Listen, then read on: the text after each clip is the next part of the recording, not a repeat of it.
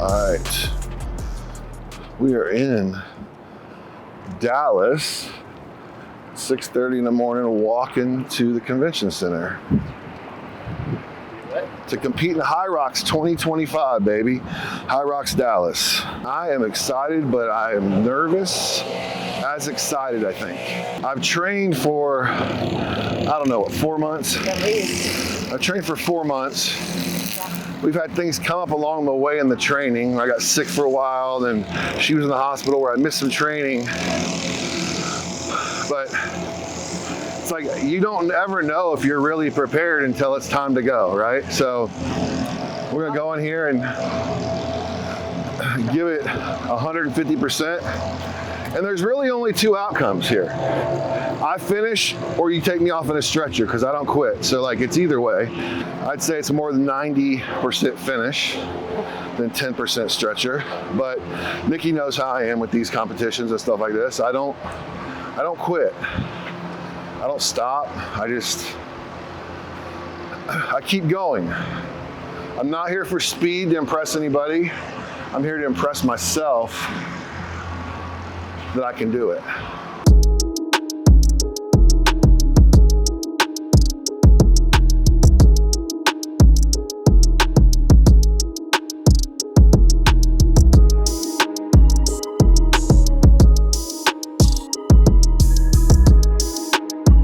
I mean, it's pretty cool. Like, I mean, it's very intimidating for sure. Just looking at it, you're like, damn. Is it really that far? The main goal is to finish, right? Like, to finish the race. I mean, I'm not here to kid myself and think I'm gonna come out and break some record time, but for me, it's finishing. Anytime I do something like this, whether it's half marathon, a full marathon, the Goggins Challenge, whatever that is, for me, it's finishing, right? Because I really believe that when you put something out there that you need to go after, you gotta finish. You gotta get all the way through it to make sure it's what you really want. So that's what we're gonna do. We're gonna go out there, we've been training, the nutrition's dialed in. Just gotta get a little bit over the nerves and just make it happen and go. And know that this is my race. It's me versus me, not everybody else. I mean, there's just thousands of crazy athletes here. And this comes down to Chris versus Chris. So there'll be some walking, there'll be some running, there'll be probably some crying. There'll be a lot of that. So just to get through it, just to make my family proud, and just to be proud of myself is definitely the idea behind it, and just put something else on my life's resume that I said I was gonna do that I've done. And when you get to that point to where you're 80, 90 years old and your body's not working that way anymore, how cool will it be able to pull back receipts or proof from the past of things that I was able to do? Hey, I ran a full marathon before. Hey, I did the Goggins Challenge. Hey, I did Hyrox Dallas. Like, these are all stories that I can help other people realize that it's important to put yourself out there, grow, and be scared a little bit. Create a goal that scares you, right? And believe me, this thing scared me. But the main reason I'm doing I thought about Hyrox was I saw my friend Logan Aldridge, who's an adaptive athlete, doing it, and I was like, wait a minute, what is this about? So I started looking into it and messaged with him. He's like, Chris, they have an adaptive division. So they make Hyrox for everybody. Literally anybody can compete in Hyrox. There's no like, you can't compete. And there's no time limit. So it's like, oh, well, if you don't get done by 2 hours, you're out. They don't have that. It's, you get here and you go as long as you possibly can.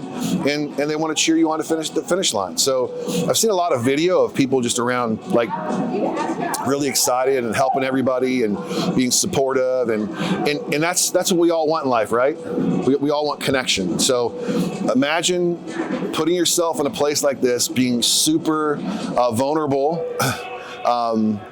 and having a physical challenge that most people wouldn't dare do. And then all of a sudden you get the support of thousands of people in the same room. The energy you get from that. So for me, that's like one of the highs I'm looking forward to today, is the support from people in the crowd pushing me. And then the cool part about the adaptive division is I got to bring all my adaptive tools or equipment I need to do certain exercises but my wife gets to bring the bag out on the floor with me. So she's going to be there on several of the stations helping me, right? Clicking me into certain things and doing stuff and keeping me focused, keeping my head dialed in, because that's the biggest enemy in this. It's not the breakdown of your body, it's the breakdown of your mind.